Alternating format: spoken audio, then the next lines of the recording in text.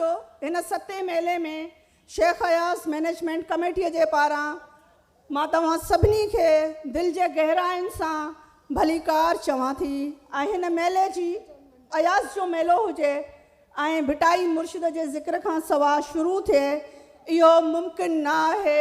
तंहिंजे करे शाह लतीफ़ भिटाई जे वाईअ लाइ मां अनू सोलंकी साहब खे गुज़ारिश कंदसि त अचनि ऐं वाई ॻाए हिन तक़रीब जो बाक़ाइदगी सां आगाज़ कनि। मोहतरम अनू सोलंकी साहब। टे ॾींहं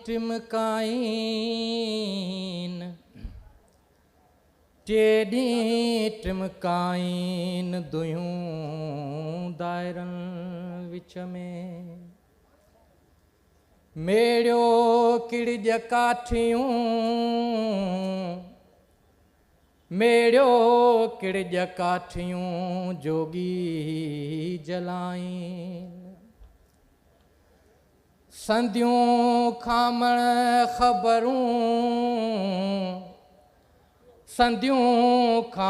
ख़बरूं वादे सियन आहिन गुज न ॻाल्हाइन लिका बुणन लोक में जोगी ॿिया बि घणा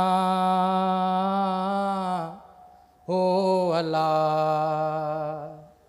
सामी ॿिया बि घणा आयलड़ी मुंहिंजो भेनरड़ी मुंहिंजो लिखियो लाहूतियन से जोगी ॿिया बि घणा सेन हयाऊं सुञ में सैन हयाऊं सुञ में छॾे घरड़ा घणा हो अला छॾे घरड़ा घणा आयलड़ी मुंहिंजो भेनरड़ी मुंहिंजो लिखियो लाहूतियन से जोगी ॿिया बि घणा पिनियो खाइन पेट में पिनियो खाइन पेट में संदा कुर्ब कणा हो अला संदा कुर्ब कणा आयलड़ी मुंहिंजो भेनरड़ी मुंहिंजो लिखियो लाहूतियन से जोगी ॿिया बि घणा अदियूं शाह लतीफ़ चए लालों लाल लतीफ़ चए अॻियां शाल वणा हो अला अॻियां शाल वणा आयलड़ी मुंहिंजो भेनरड़ी मुंहिंजो लिखियो लाहूतियन से जोगी ॿिया बि घणा। जी लतीफ़ तमामु घणी महिरबानी तव्हांजी। शेख अयास 7 शेख अयास मेले जे हवाले सां हमेशह इहो सवाल पुछो वेंदो आहे त शेख अयास मेलो छो मल्हायो वञे पियो। जग मशहूरु ॾाहे अरस्तूअ जो चवणु आहे त शाइरी फ़लसफ़े खां वधीक फ़िक्र अंगेज़ ऐं तारीख़ खां वधीक सबक़ आमोज़ थिए थी ऐं कंहिं शाइर खे सेलिब्रेट करणु कंहिं फ़िक्र फ़लसफ़े तारीख़ ऐं कंहिं क़ौम जी पूरी शनाख़्त खे सेलिब्रेट करण जे बराबरि हूंदो आहे। ऐं शेख अयास नई सिंध जो सूंहों आहे, जंहिंजे लाइ इब्राहिम जोइस साहिबु लिखियो हो त अयाज़ जी शाइरी सिंधी ॿोलीअ जो हिकु करिश्मो आहे। ॿोलियुनि जा अहिड़ा करिश्मा जुगनि खां पोइ ज़ाहिर थींदा आहिनि, ऐं जॾहिं थींदा आहिनि तॾहिं ॿोलियुनि सां गॾोगॾु पंहिंजे दौर जी काया पलट जा दाई हूंदा आहिनि। सिंधी ॿोलीअ जे हिन करिश्मे पाण सां गॾु पंहिंजे दौर जा ॿिया शाइर ऐं पाण सां गॾु पंहिंजे दौर खे ॿिया शाइर ऐं अदीब बि ॾिना आहिनि। सो इन करिश्मे खे असां अयास मेले जे नाले सां हर साल दिसंबर में हिन खाना बदोश जे पधर में सेलिब्रेट कंदा आया आहियूं। ऐं असां शुक्रगुज़ार आहियूं सिंध कल्चर डिपार्टमेंट जा, जंहिं हिन मेले जी मुकमल ओनरशिप कंदे गुज़िरियल 3 मेलनि खां हिन मेले खे भरपूर तरीक़े सां सहकार कंदा आया आहिनि। हिन मेले जे कमेटी आजियाणे जे लाइ मेला कमेटीअ पारां मां ताज जोए साहिब खे चवंदसि त अचे ऐं बाक़ाइदा आजियाणो पेश करे।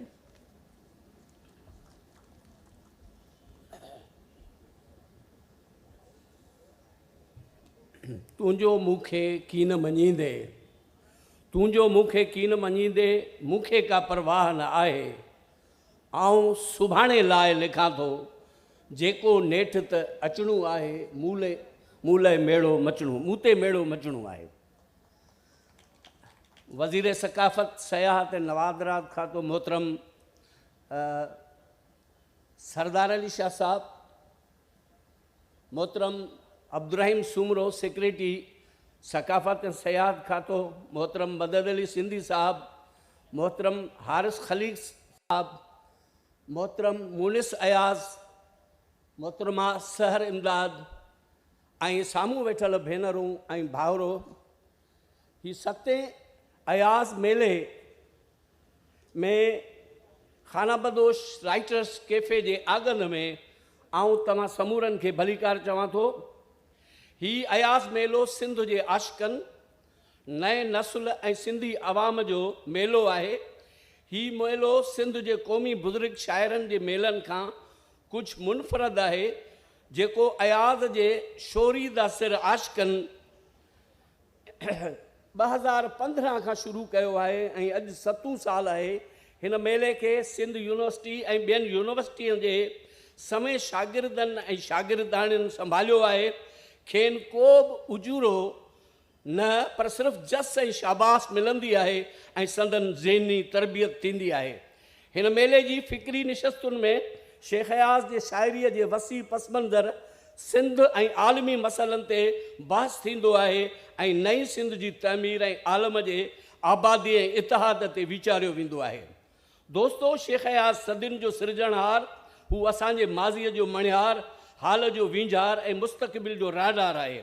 हिन सिंधी शाइरीअ में जेको इनकलाब, जेका जागरता, जेका बग़ावत, जेके तजुर्बा, जेको आहंग, जेको लहजो, जेका ज़बान कतबांदी आहे, उहे ॻाल्हियूं हिन ख़िते जे स्टेटस को जे चौकीदारनि खे न आवड़ियूं ऐं हुननि शेख अयाज़ ते इल्ज़ामनि जा तीर वसाया, फ़तवाऊं जारी कयूं, किताब बंदिश में हेठि आंदा, मथिस केस कया विया, संदसि घर ते हमला कराया विया, खेसि ज़िंदाननि में विधो वियो, रेडियो ऐं प्रचारी ज़रियनि ते संदसि आवाज़ ऐं शाइरीअ खे शजर ममनू बनायो वियो। पर अयाज़ खे लिखणो पियो त असां ते इल्ज़ाम आंदा जग जीअण जा, जन जे रोज़ जवाब में जरकिया मुंहिंजा जाम अला कॾहिं आम रसदा मुंहिंजे रूह खे। पर अयाज़ मायूस न थियो। हिन जी ॾाक, हिन जे शाइरीअ मसलिहत ऐं कंप्रोमाइज़ खां इनकार कयो ऐं मुस्तक़बिल में पको वेसाह रखियो ऐं चयो, फ़सुल बहारां नेठि त ईंदो, फ़सुल बहारां नेठि त ईंदो, नेठि त ईंदो, नेठि त ईंदो, फ़सुल बहारां नेठि त ईंदो, जेको केई फूल फुलारे धरतीअ ते हुबकारूं थींदो अहिड़ो बारां, नेठि त ईंदो, फ़सुल बहारां नेठि त ईंदो, रंगो बू यलगार कंदा ॼण, सहन चमन में रक्सां रक्सां, मजमे यारां नेठि त ईंदो, फ़सुल बहारां नेठि त ईंदो, कंहिं चेहरे ते यास न हूंदी, हीअं न वेंदी उमिरि अजाई, अहिड़ो इम्कान नेठि त ईंदो, फ़सुल बहारां नेठि त ईंदो। ही जेके नासूर टिमनि था, तिन खे को त चिताए ॾिसंदो, कोई दरमा नेठ त ईंदो फसल बहारा नेठ त ईंदो तोड़े पाण न हूंदासीं पर पंहिंजी यादि त हूंदी उन सां अहिड़ो इंसान नेठ त ईंदो फसल बहारा नेठ त ईंदो अहिड़ो इंसान ऐं अयाद खे पक हुई त न रुगो संदसि शाइरी ज़िंदह रहंदी पर नई शाइरी नई ॾात नई तख़लीक़ जूं नए नस्ल जूं ओड़कूं अवस वसंदियूं ॾात जो कोई ॾुकार कोन पवंदो सिंध खे मूं आछियो एॾो सुकार ॾात जो कोई ॾुकार कोन पवंदो के सदियूं वहंदो इहो ई आबशार ॾात जो कोई ॾुकार कोन पवंदो को उञायो कोन रहंदो को बि यार ॾात जो कोई ॾुकार कोन पवंदो अयाज़ उमेद ऐं आस जो शाइर हो हिनखे पतो हो त संदसि सपना साबिया थींदा हिन जी शाइरी पंहिंजो मक़ाम माणींदी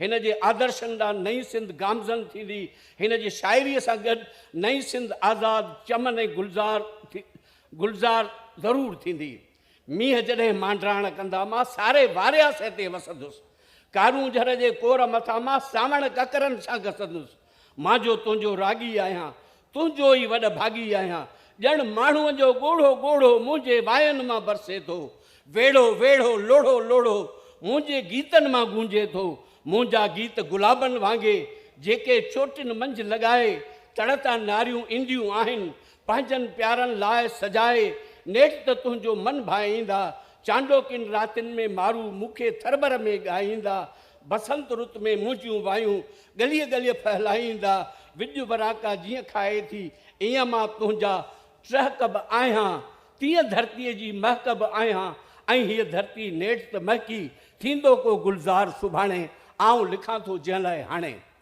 अयाज़ पंहिंजे दौर जो माइल स्टोन ऐं ट्रेंड सेटर शाइर हो जंहिंजी 20हीं ऐं 21हीं सदीअ जे केतिरनि शाइरनि ते छाप आहे संदसि हमअसरनि मां नारायण श्याम न्याज़ तनवीर शमशेर अर्जुन हासिद एम कमल उस्ताद इमदाद वासदेव मोही मोहम्मद ख़ान मजीदी वफ़ा नाथन शाही ज़ुल्फ़कार राशिदी अरशद ऐं कंहिं हद ताईं राशिद हुन खां मुख़्तलिफ़ थी आया ईअं वरी नई टही आई जंहिंमें अयाज़ गुल खां वठी ऐं ॿिया असांजा नौजवान जेके शाइर आहिनि ऐं अयाज़ जे वफ़ात खां पोइ हिकु ॿी नई टही आई जंहिंखे कुझु शिकायतूं रहियूं उहे इहो त सीनियर शाइर खे घटि अहमियत ॾियनि था या सिंधी अदबी संगत जी तनक़ीदी रवायत जेका आहे थधी थी वई पर आउं सम्झां थो त उन्हनि जी हीअ जेका हुस्नाक टही आहे उन्हनि खे सीनियरनि जे रवैये ते मायूस न थियणु खपे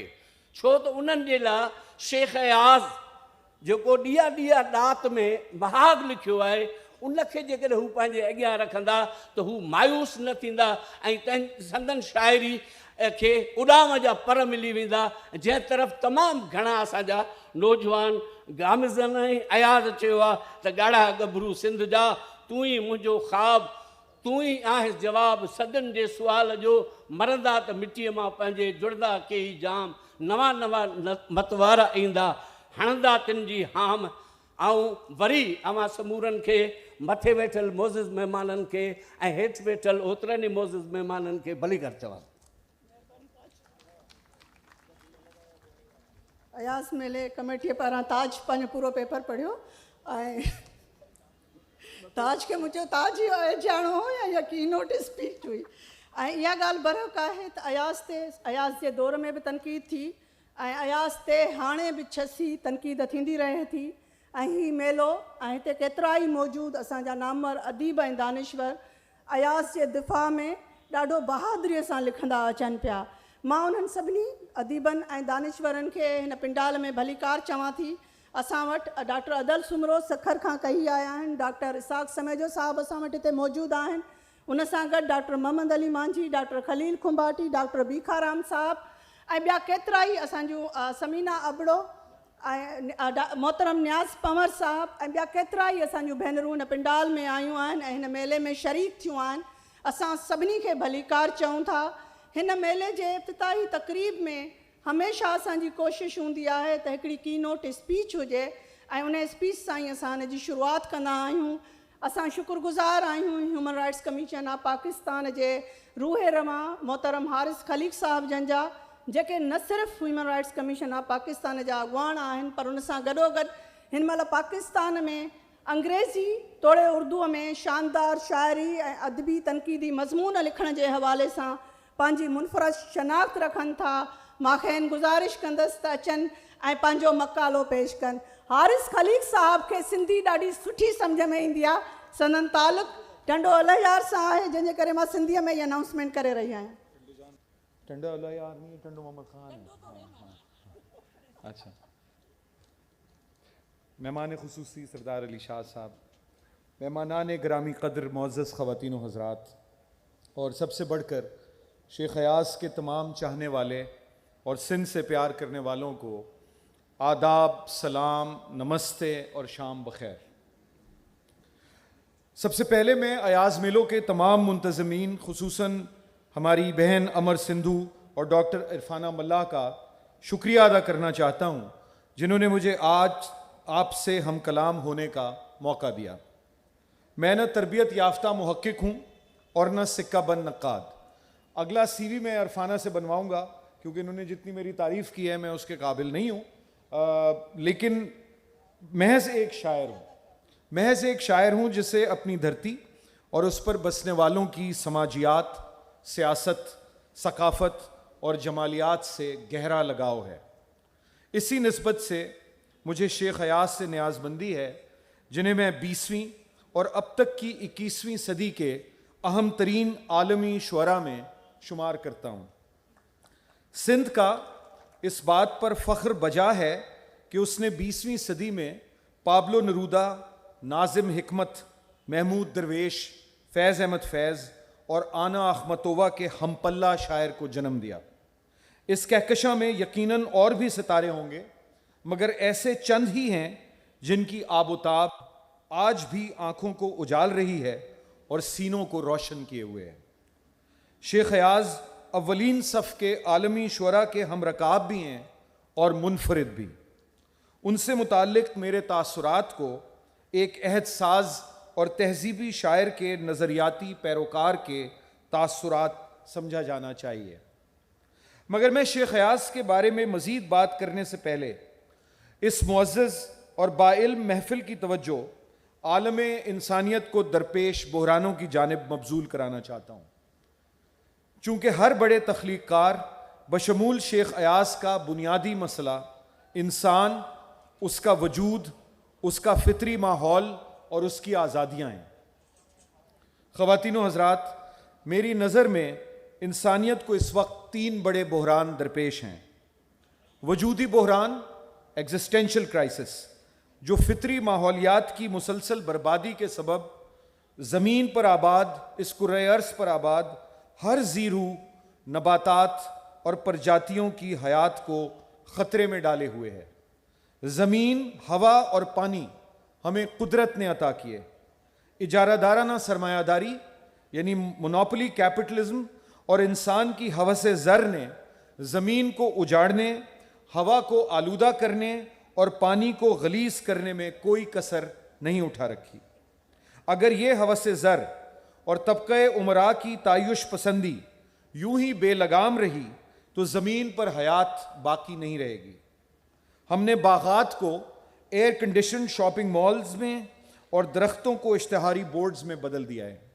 ज़रई अराज़ी को रिहायशी कॉलोनीज़ और तिजारती इमारतों में बदलने का अमल तेज़ी से जारी है।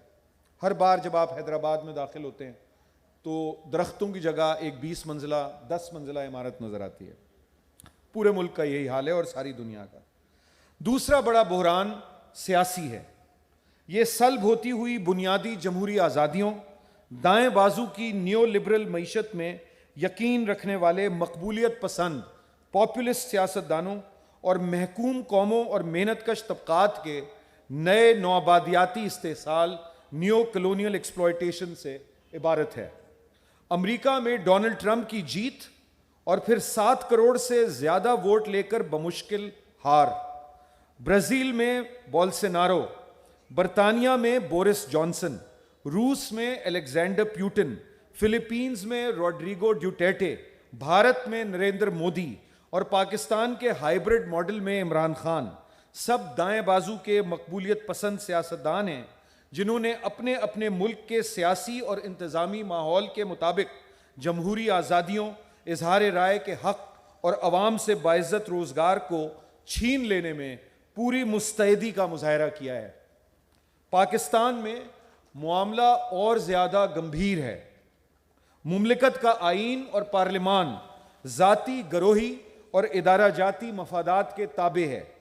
ہم انگریز کے نوآبادیاتی نظام سے ورثے میں ملے ہوئے ریاستی اداروں، عدلیہ، عسکریہ اور انتظامیہ کی عوامی اور جدید جمہوری تشکیل نو کرنے میں بحیثیت ملک، بحیثیت قوم ناکام رہے ہیں۔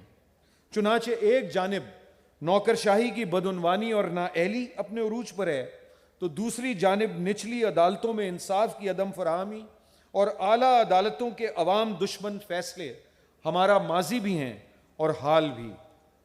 اس پر مستزاد عسکری اداروں کی سیاسی فیصلہ سازی سے لے کر معاشی معاملات میں شمولیت نے طرز حکمرانی کے بنیادی مسائل کو جنم دیا ہے۔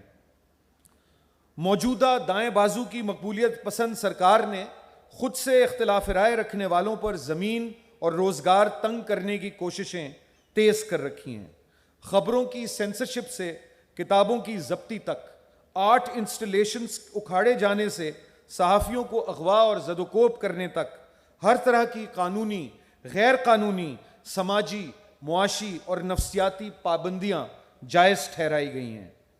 سیاسی اختلاف رائے رکھنے والوں کو حبس بیجا میں رکھا جانا اور گمشدگی کی خبریں آئے دن آتی رہتی ہیں۔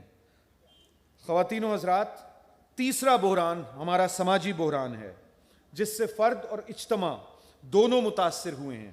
یہ بحران فیصلہ ساز ایوانوں اور پالیسی ساز اداروں سے ہوتا ہوا بازاروں، گلیوں، محلوں اور اب ہمارے گھروں تک پہنچ گیا ہے۔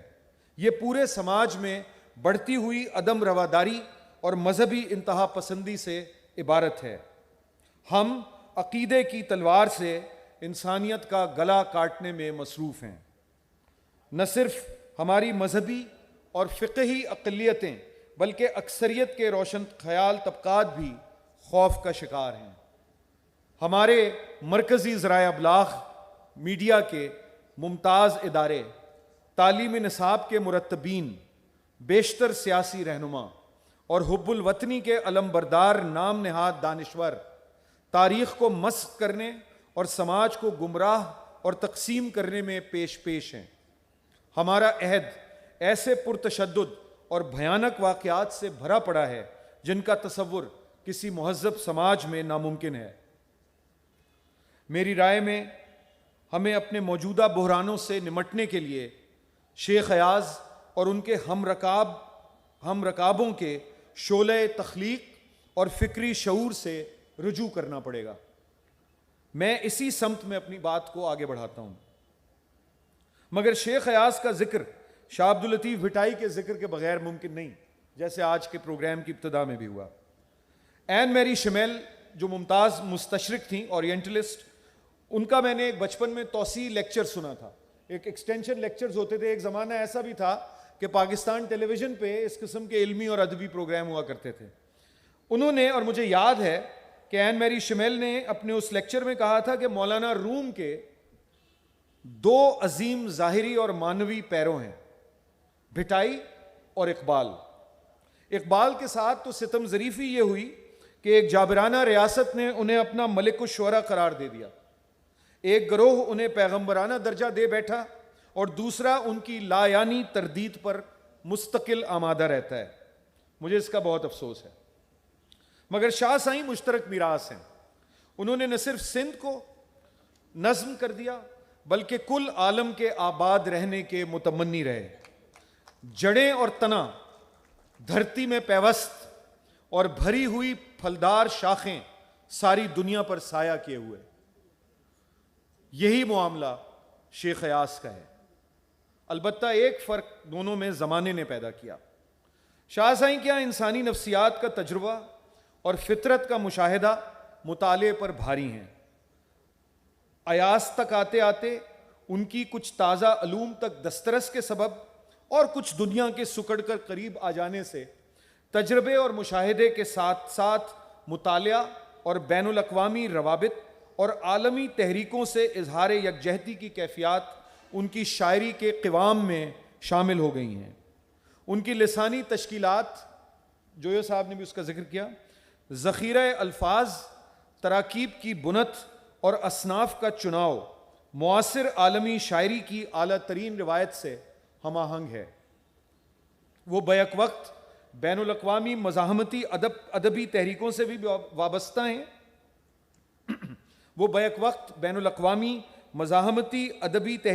وابستہ ہیں اور اپنی دھرتی پر روا ظلم سے ہر لحظہ پریشان ہیں۔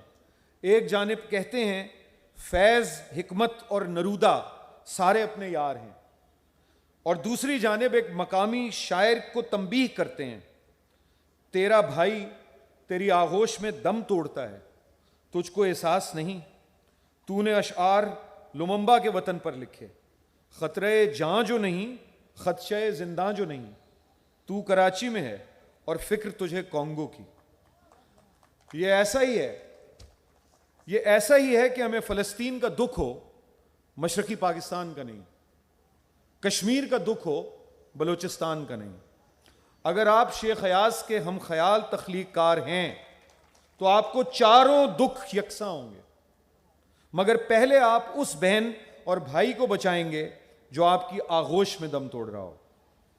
اپنے فطری ماحول کے وجودی بحران پر نظر ڈالیں تو آپ دیکھیں گے کہ شاہ سائیں سے لے کر ایاز تک سندھ کی شاعری مظاہر فطرت اور ان کے حسن سے تر و تازہ اور معطر ہے۔ کیا محاکات ہیں اور فطرت سے محبت کی تحریک۔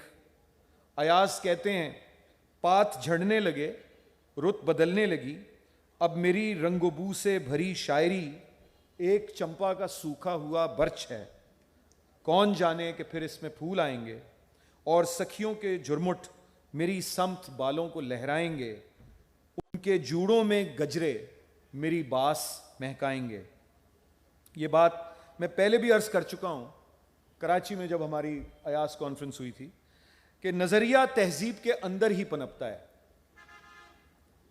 آئیڈیالوجی جو ہے، اگر تہذیب سے اس کی آبیاری نہ کی جائے تو اوپرا اور اجنبی رہتا ہے۔ Any ideology seldom transcends a civilization۔ اسی لیے ایاز کے ہاں تنگ نظری اور مذہبی کوتاہ بینی کا توڑ ہمارے مزاحمتی تصوف سے اکتساب ہے، جس نے ملا، محتسب اور فقیہ کی سیاسی طاقت سے گٹھ جوڑ کو رد کیا ہے اور افتراق کی جگہ اتفاق پر زور دیا ہے۔ ہمارے سماجی بحران کا خاتمہ انسان دوستی، رواداری، ہم آہنگی اور روشن خیالی کی قدروں کے ثقافتی فروغ سے ہی ممکن ہے۔ چنانچہ یہاں ذمہ داری شاعروں، ادیبوں، فنکاروں اور تخلیق کاروں کے حصے ہی میں آتی ہے۔ شیخ ایاز نے یہ ذمہ داری اٹھائی اور ہمیں بھی اٹھانی پڑے گی۔ خواتین و حضرات، میری ان بے ربط گزارشات کے آخر میں جو سیاسی بحران ہمارے آنگن میں ہے ایک بار پھر اتر آیا ہے، اس پر کچھ عرض کرنا چاہوں گا۔ میر صاحب کی روح سے معذرت کے ساتھ ہم ہوئے، تم ہوئے کہ میر ہوئے، سب اسی سندھ کے اسیر ہوئے۔ شیخ ایاز اپنی اردو نظم سندھ صدیوں سے میں کہتے ہیں، رہنے والا ہوں رفیقو اس دیار درد کا جس کے صدیوں کے علم بردار سب مارے گئے، سوہنی دھرتی پہ سب وارے گئے۔ کچھ مورخ آج بھی تہخانہ تاریخ میں جھانکتے ہیں، خاک اس کی پھانکتے ہیں، چاک کے پرچم ٹانکتے ہیں، بال سر کے نوچتے ہیں اور پھر یہ سوچتے ہیں پرچموں سے خون کے دھبے مٹانے چاہیے، صاف ستھرے پرچموں کے واسطے کچھ بہانے چاہیے۔ ہم پر لازم ہے کہ ہم پرچموں سے خون کے دھبے مٹانے اور صاف پرچموں کو لہرانے کے لیے نئے بہانے تراشیں۔ اس عمل کی بنیاد کسی سیاسی، انتخابی یا بلدیاتی بحث میں نہیں ہوگی، بلکہ ایک جاری رہنے والے علمی، ادبی اور فکری مکالمے میں ہوگی۔ شیخ ایاز سندھ کے بنیادی حقوق کی پاسداری اور وحدانیت کی جدوجہد کی ادبی علامت ہیں۔ وہ کہتے ہیں ایک دن ایسا ضرور آئے گا جب یہ مقتل کی گراں بار فصیلیں کٹ کر دھم سے گر جائیں گی ناگاہ سر قاتل پر۔ ایک دن ایسا ضرور آئے گا جب یہ مقتل کی گراں بار فصیلیں کٹ کر دھم سے گر جائیں گی ناگاہ سر قاتل پر، کرم کے چوب نکل آئیں گے اپنے بے خواب نہا خانوں سے، اور ایک رقص طربناک بپا کر دیں گے، طرز منصور کو یکلخت ادا کر دیں گے۔ میں آپ سب کا تہہ دل سے ممنون ہوں کہ آپ نے مجھے سننے کے قابل سمجھا، اور ایک مرتبہ پھر آپ کا بہت بہت شکریہ۔ بہت بہت شکریہ حارث۔ اور یہ میرے خیال میں ایاز میلے ہو اور پورے انٹرنیشنل، جو ایاز خود ایک انٹرنیشنل جو سیناریو تھا اس کے بارے میں لکھتا آیا تھا، اور ایاز نے پہلے ہی لکھا تھا تو اے دیس وہ ہی راگی ہاں मां तुंहिंजे सारी पीड़ा जो। ایاز पहिरियों ई चयो आहे त मां पंहिंजे देश जे पीड़ा जो रागी आहियां, जंहिं पीड़ा खे अॼु बि हिन देश जा रहवासी साॻे ई तरीक़े सां मुंहुं ॾेई रहिया आहिनि। ऐं हीउ अयास मेलो जेको असां कयूं था, हिन जी हीअ बि हिकिड़ी नंढड़ी कोशिशि आहे उन सॼी पीड़ा सां वेही गॾिजी उन ते ॻाल्हायूं ऐं को घस कढूं। जग मशहूरु इंटरनेशनल स्कॉलर आहे अनीता वेस, जेका ओरिगानो यूनिवर्सिटीअ में प्रोफेसर आहे सोशलॉजी जी। उन जो ताज़ो ई हिकिड़ो किताबु पब्लिश थियो आहे, काउंटरिंग वायलेंस एक्सट्रीमिज़म इन पाकिस्तान। उन में अनीता वेस लिखियो आहे त अयास मेलो a week long memorable event of Khanabadosh Right Cafe is a tribute to Sheikh Ayaz. Its popularity has grown tremendously, and it has recently incorporated musical event as well. And this is an effort to counter the extremist violence in Pakistan. मां सम्झां थी त जेकॾहिं हिन मेले जे नतीजे में का किथे बि इंतिहा पसंद नज़र झकी थिए थी त इहा इन अयास मेले जी कामयाबी आहे। मेले खे अॻियां वधाईंदे हाणे मां गुज़ारिश कंदसि डॉक्टर सहर इमदाद खे, जेका पाण शाइरा आहे, मुहक़क़ आहे ऐं अयास जे दौर में ई सिंध यूनिवर्सिटीअ में आई, त शेख अयास ते पंहिंजो ख़ुसूसी मक़ालो पेश करे। तव्हां सभिनी जे भरपूर ताड़ियुनि में मञूं था त जेका हारिस खलीक़ साहब ॻाल्हियूं कयूं उहे दिलि खे ॾुखोईंदड़ आहिनि, पर अयास जेको आज़ादीअ जी ॻाल्हि करे थो, उहा आज़ादी अखियुनि मां लुड़कनि में कोन थी अचे, उहा छम छम कंदी ईंदी, तंहिंजे करे ताड़ियुनि जे छम छम में उहा आज़ादी ईंदी। जी, शेख अयाज़ मेले जे अॼु इफ़्तिताही इजलास में स्टेज ते वेठल समूरा मान वारा महिमान, मोहतरम सरदार शाह, हारिस खलीक़, अब्दुल रहीम सुमरो, मदद अली सिंधी, मुनीस अयाज़, मां इन मेले जे लाइ सभिनी खां पहिरें अमर सिंधू, इरफाना मल्ला, इन्हनि जी टीम खे मुबारकूं ॾींदसि। एॾो वसी ऐं पखिड़ियल प्रोग्राम आहे, मां उन जी डिटेल्स ॾिठियूं। 5 ॾींहंनि जो मेलो जेको राति जो देरि ताईं हले थो, ऐं इन्हनि खे शाबस हुजे, इन्हनि जी एनर्जी अलाह साईं अञा इन्हनि खे वधीक एनर्जी ॾे। सो कॉन्ग्रेचुलेशन्स हिकिड़े कामयाब मेले जे लाइ, 7हों मेलो। जी, शेख अयाज़ जे बारे में इहो ख़ासि अमर सिंधू जी फरमाइश ते मां पंहिंजो मक़ालो पढ़ी रही आहियां। शेख अयाज़ जेको कराचीअ में सखर जो शरणार्थी हो, शेख अयाज़ जे कराचीअ जे प्रिंस कॉम्प्लेक्स जे हिकु फ्लैट में भिट वसाई हुई, छो त ज़िंदगीअ जे पछाड़कनि सालनि में ख़ुदि हुन जा देसवासी, ख़ुदि संदसि बाबाणी ॿोली ॻाल्हाईंदड़ हुन लाइ मिर्ज़ा मुग़ल बेग बणिजी विया हुआ। तॾहिं हुन ॾुखोयल ॾंझायल अयाज़ पंहिंजे ख़ुदा खे ॿाॾायो हो, या ख़ुदा मूंखे सब्र अयूब ॾे, हू फ़ालिज ज़दा कुतो बि मूं ते भौंकण लॻो आहे। या वरी शैतान सिफ़तनि जी ॿधी ऐं इतिहाद ॾिसी हुन जा चयल इहे तारीख़ी जुमिला आहिनि त शैतान सिफ़ती खे काई कशिश आहे, जा हिकु रहज़न खे ॿिए रहज़न सां मिलाए थी, पोइ उहे हिक ॿिए जे खून जा प्यासा ई छो न हुजनि। शैतान सिफ़तनि जे इन्हनि हलाउनि जे जवाब में पंहिंजी गहरी चुप बाबति हुन जी महज़ हिकु सिटी काफ़ी आहे। मुंहिंजे चुप मां ईअं न सम्झ त मां लाजवाब थी वियो आहियां। मां गुफ़्तार जो आदि आहियां, भौंकार जो न। गुफ़्तार जे आदि अयास पंहिंजे कंहिं बि मुख़ालिफ़ खे कॾहिं बि जवाबु न ॾिनो, पर हुन जी चुप जो इहो मतिलबु नाहे त हू ॻाल्हाईंदो ई न हो। हू पंहिंजनि दोस्तनि सां ॻाल्हाईंदो हो, जितोणीकि हुन जे घर हुन जो को दुश्मन बि लड़ी वेंदो हो त हू उन सां बि ॻाल्हाईंदो हो। किताब हुन जा सदा खां दोस्त हुआ, जितोणीकि हू समुंड जी घिमियल हवा ऐं चंड सां बि ॻाल्हाए सघंदो हो। मां इमदाद जॾहिं बि कराची वेंदा हुआसीं तॾहिं असांजी यात्रा अयास सां मिलण खां सवाइ मुकमल न थींदी हुई। ऐं इहो चवण में को बि वधाउ नाहे त असीं हुन जे चंद दोस्तनि मां हुआसीं, असीं उन्हनि चंद दोस्तनि मां हुआसीं जिन सां हू पंहिंजा सारा सूर सलींदो हो। हू न रुगो अदबी मसइलनि ते पर बिन्ही ज़ाती ॾुख बि हू असां सां शेयर करे सघंदो हो। हिकु तख़लीक़कार जो बुनियादी कमु तख़लीक़ करणु आहे। इन करे अयास पंहिंजो क़ीमती वक़्तु पंहिंजे मुख़ालिफ़नि खे जवाबु ॾियण में विञाइण बदिरां हिकु सोनी सिट सर्जण में ई सजायो कंदो हो। किताब हुन जा सभ खां वफ़ादार दोस्त हुआ जिन तोड़ ताईं हुन सां संगत निभाई। अयास क्लिफ्टन ते पंहिंजे कुशादे फ्लैट में पंहिंजे जिन्नात बिल्डिंग पुराणे सखर जी आलीशान वॾी लाइब्रेरी जे अधु जेतिरी ख़ूबसूरत लाइब्रेरी सेट कई हुई, पर पोइ बि हू पंहिंजे बेडरूम जे ख़ूबसूरत चिन्योटी उकर वारे डबल बेड ते पखड़ियल किताबनि में ई किथे गुम रहंदो हो। ॾींहुं तोड़े राति जे कंहिं बि समय में उन ढिघ किताबनि जे विच में सुम्हण लाइ जाइ करे वठंदो हो। अयास जो लिखंदे लिखंदे सुम्ही पवंदो हो ऐं सुते सुते सार थियण ते ऊंदाहीअ में पननि ते आॾियूं उबतियूं सिटियूं लिखी वठंदो हो, जिन सिटुनि खे हुन आसमान ते उॾामंदड़ आड़ियुनि सां तशबीह ॾिनी हुई। आड़ियूं जेके पंहिंजनि ॾिसाउनि खे कॾहिं बि न भुलिजंदियूं आहिनि। कराची जे इन फ्लैट में वसायल भिट ते साणस गॾु के बि मुरीद न हुआ, फ़क़ति संदसि जीवन साथी ज़रीना ई हुई।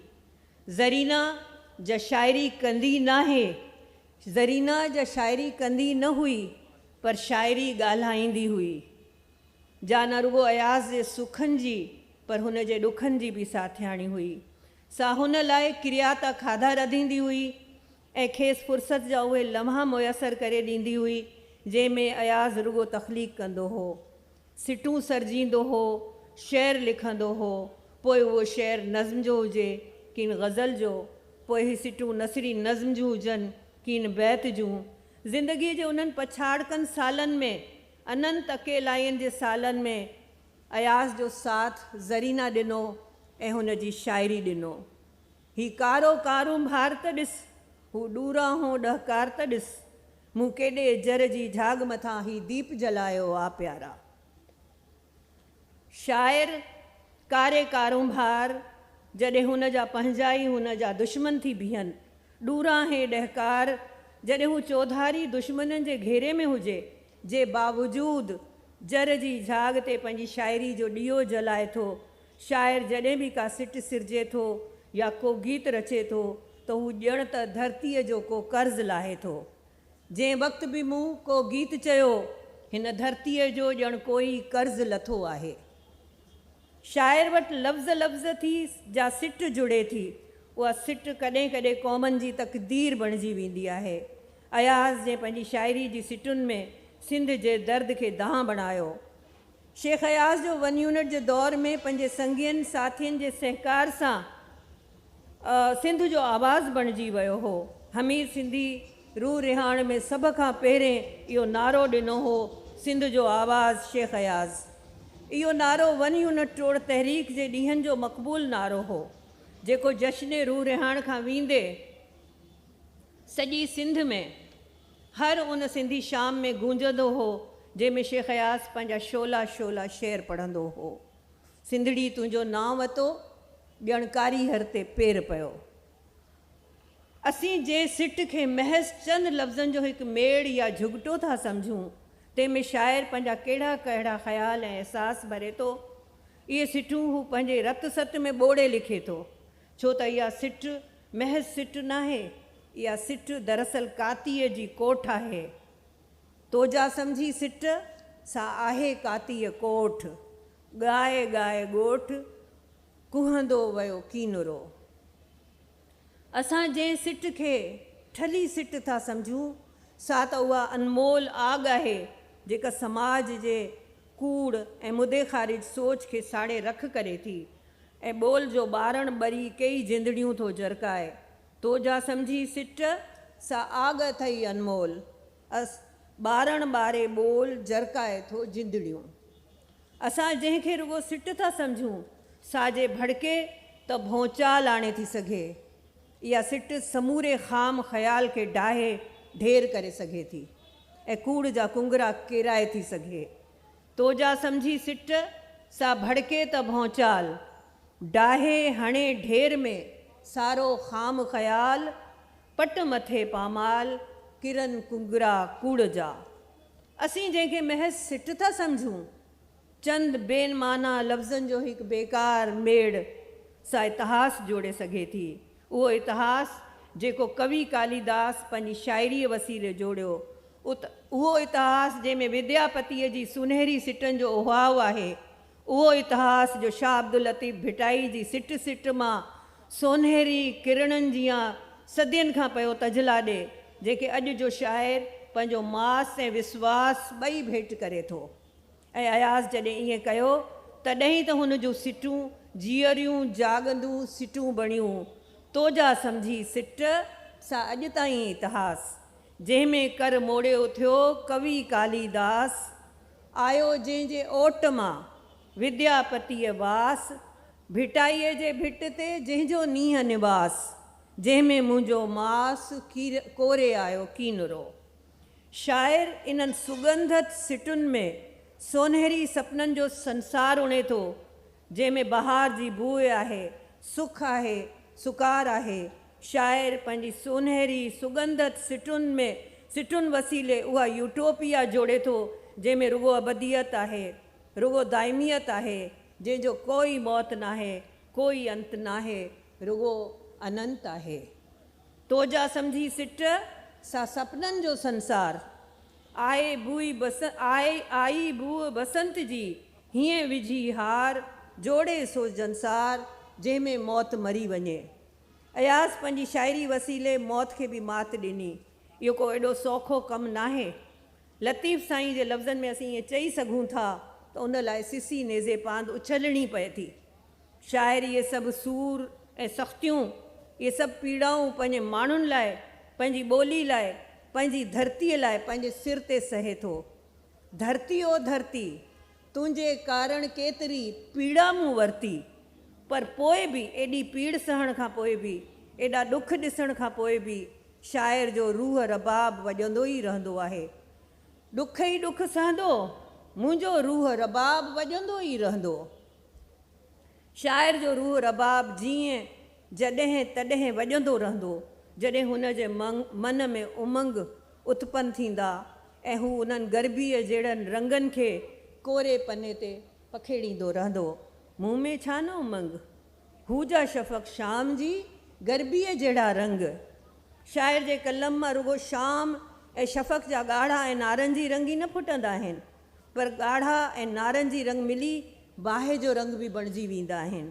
ऐं ईअं शाइर सिंध में ॿरंदड़ बाहि खे टिनि सिटुनि जे टेड़ू में समाए उन बाहि खे उझाइण जो जतन कंदो आहे। केॾियूं तबाहियूं आहिनि सारीअ सिंध में, बाहियूं ई बाहियूं। ऐं अहिड़नि ई दर्दाशोब लम्हनि में शाइर जी दिलि पीड़जी निपुड़जी वेंदी आहे ऐं हुन जे कलम जी कत मंझां ख़ुदि हुन जो ई रत टिमंदो रहंदो आहे। छा ई मुंहिंजो कत जंहिंजा तेज़ीअ सां वियो, जंहिंमां तेज़ीअ सां वियो आहे मुंहिंजो रत। छा हीअ मुंहिंजो कत जंहिंमां तेज़ीअ सां वियो आहे मुंहिंजो रत। हाइको जी इन्हनि टिनि सिटुनि खे छुहण सां शाइर जे गर्म कोसे रत जी तपिश ऐं ॻाढ़ाण असांजी आङुरियुनि ते नथी रहिजी वञे। इहा ई हिकु अज़ीम शाइर जी सुञाणप आहे ऐं इहे ई हुन जूं निशानियूं आहिनि त हू हिकु ई वक़्तु बाहि ऐं चांडोकी पंहिंजी सिटुनि में भरे सघंदो आहे, हू भंभट भड़काए सघंदो आहे ऐं पूरो चंड उभारे सघंदो आहे। हुन जी शाइरी जी कंठीअ ते खुलियल चांडोकी में सरस्वती काली ऐं काली ॿई तहूरा मां तिकूं ॾींदियूं आहिनि ऐं हू शाइर जी शाइरी कोयल जी कूक आहे, पन पन में उन जो पड़लाव आहे। पिपल तां कोयल कूके ईअं ॼण कूक आ, पन पन में पोयल। शाइरी जी ज़िंदगीअ जे शफ़क़ रंग लम्हनि सूरज वांगुरु सोनहरी सिटूं सरजे थो, पोइ उहो सिटूं कंहिं बैत जूं हुजनि, नज़्म जूं हुजनि, गीत जूं हुजनि, हाइको जूं हुजनि, ऐं ज़िंदगी जे शफ़क़ रंग शाम में हू सूरज वांगुरु लहे थो ऐं सूरज वांगुरु लहंदे लहंदे हू महताब छॾे वेंदो आहे ऐं कुझु ख़्वाब छॾे वेंदो आहे। महताब छॾे वेंदे जंहिं वक़्तु मरी वेंदे, महताब छॾे वेंदे जंहिं वक़्तु मरी वेंदे, कुझु ख़्वाब छॾे वेंदे, कुझु ख़्वाब छॾे वेंदे। Thank U. तमामु शानदार मक़ालो डॉक्टर सहरमदाद हुसैनी जो। ऐं मैडम शुरूआत में चयो त अमर सिंधु ऐं इरफाना जे सथ खे मां इहो सम्झंदसि हमेशह अख़बारुनि में ख़बर लॻंदी आहे फलाणो ऐं ॿिया। असां वटि आई ॿिया को कोन्हे को, हीउ हिकिड़ो पूरो अयास मेलो कमेटी आहे जंहिंजी कन्वीनर अमर सिंधु आहे ऐं उन में ताज जो हुयो प्रोफेसर अब्दुल मजीद चांडियो, प्रोफेसर इमदाद चांडियो, हसीन मुसरत शाह, नसीम जलबाणी, ज़किया एजाज़ ऐं मां सभई मेंबर आहियूं ऐं सभई इन में गॾिजी कंट्रीब्यूट कयूं था। मां सम्झां थी त असांखे उन्हनि सभिनी जे कंट्रीब्यूशन खे एक्नॉलेज करणु घुरिजे। ऐं ॿी अहम ॻाल्हि इहा आहे त मूं जॾहिं आजियाणो कयो त मूंखे हिकिड़ो टेक्स्ट मैसेज आयो त हिन पिंडाल में केतिरियूं औरत अदीबाऊं मौजूदु आहिनि, तव्हां रुगो मर्द अदीबनि खे वठी आजियाणो ॾिनो आहे। त मूं चयो अञा प्रोग्राम हले पियो, वारे वारे सां सभिनी जो वारो ईंदो। मां हिन पिंडाल में अतिया दाऊद साहिबा, मैडम मुमताज़ भुट्टो साहिबा, अदी फ़रहीन मुग़ल, डॉक्टर रुखसाना प्रीत चैनर खे बि भलीकार चवां थी ऐं मुमताज़ भट्टी साहिबा मौजूदु आहे ज़रई यूनिवर्सिटीअ जी। उन्हनि सभिनी खे ऐं ॿियनि सभिनी साथियुनि खे जेके हिते हिन महिल शामिलु थिया आहिनि, डॉक्टर फयाज़ लतीफ़ साहिब जन वेठा आहिनि, ज़वार नकवी साहिब जन वेठा आहिनि, उन्हनि सभिनी खे डॉक्टर मोहम्मद अली मांझी साहिब जन साम्हूं वेठा आहिनि। सभिनी खे असां भलीकार चवंदे इन निशस्त खे अॻियां वधाईंदे हिकु दफ़ो ॿियो वरी अयास मेले जे हवाले सां, हीउ 7हों अयास मेलो आहे ऐं मां सम्झां थी त इहा असां तव्हां सभिनी सिंधियुनि जी हिकिड़ी अचीवमेंट आहे त फ्रांस मां हिकिड़ो बुक पब्लिश थियो सिंधी नेशनलिज़म ते, जंहिंजो इंग्लिश ट्रांसलेशन थी लिबर्टी बुक वारनि पब्लिश कयो आहे। डॉक्टर असमा फैज़ जो, जेका लम्स में प्रोफेसर आहे, Sindhi nationalism in the search of last glory, उन किताब जो नालो आहे। उन किताब में असमा फैज़ अयास मेलो जे लाइ लिखियो आहे त unlike certain other cultural events that I had observed in Lahore and Islamabad, Ayas festival was truly people's event. ही अवामी मेलो आहे, हिन मेले जी का टिकेट कोन्हे, ही मेलो कंहिं महांगी होटल में न थींदो आहे। ही अयास जे चाहींदड़नि जो मेलो आहे जंहिंजी इंटरनेशनल मंचता आहे त ॿियनि सभिनी मेलनि खां मुनफ़रद आहे। ऐं हिन मेले में हू आख़िर में लिखे थी त optics of nationalist passion express through the remembrance of great son of soil. न सिर्फ़ हिन मेले में अयास खे सेलिब्रेट कयो वञे थो, पर मज़लूम क़ौमुनि सां जेका नाइंसाफ़ी, जेको इस्तहसाल आहे, उन जो पिणु हिन मेले में ज़िक्र कयो वञे थो। जंहिंजे करे जॾहिं सिंधी नेशनलिज़म जे तारीख़ ते को किताबु सहेड़ियो वियो त हिन मेले खे बि उन किताब जो हिसो ठाहियो वियो।